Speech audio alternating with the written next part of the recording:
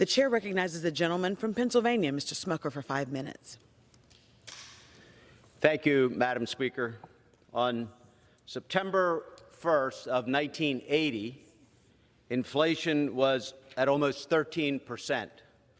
On that day, then Governor Ronald Reagan said, "A recession is when your neighbor loses his job, a depression is when you lose yours, and a recovery is when Jimmy Carter loses his." Unfortunately, today is looking a lot like 1980, and the Carter and the Biden presidencies share far too much in common. President Biden has unnecessarily spent trillions of dollars spiking inflation to a 40-year high of 8.6%.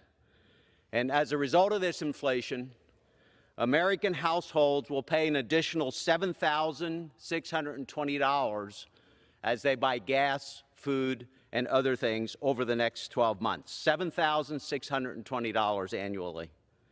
Since Biden became president, real wages are down 4.2%, while mortgage rates have doubled, have gone up 2.4 points. Our economy shrank 1.4% last quarter, and many economists now agree that these signs point to an imminent recession. The president now points to the Federal Reserve to get him out of the inflation mess that he created.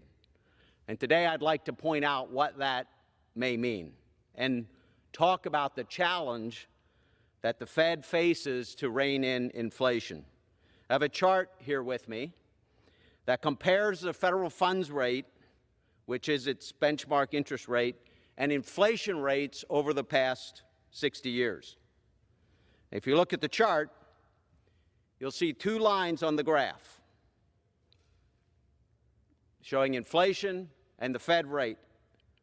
And each time that the Fed looked to reduce inflation, they increased the interest rate. And they've increased the interest rate each time above the current inflation rate. So, for example, in the early 80s, which I mentioned earlier, following President Carter's era of stagflation, the Fed raised rates to a record high of over 16.5% to reverse what was 13% inflation at that time.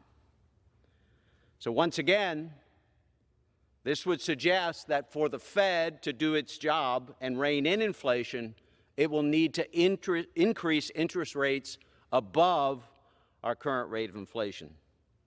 So far this year, the Fed has raised the federal funds rate 3 times, most recently with a 0.75 or 3/4% increase, which is the highest increase since 1994. But the federal funds rate still only sits at between 1.5 and 1.75%. Current rates are 1.75%, and again, inflation is 8.6% and climbing.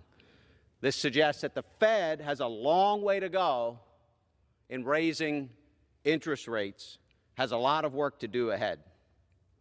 What isn't shown in this chart, and sometimes I'm not sure that the Biden administration understands, are the consequences that come with raising rates.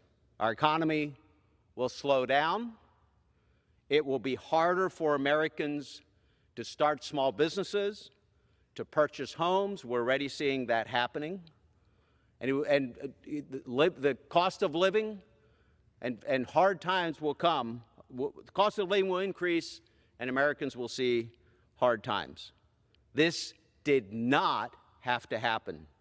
President Biden overinflated an already recovering economy by spending trillions on the American Rescue Plan, which included market-distorting policies that unnecessarily subsidized demand while restricting supplies by paying people to stay home. Now, as I said, the president is relying on the Fed to fix it, but unfortunately, it's the American people who will be paying the consequences. I yield.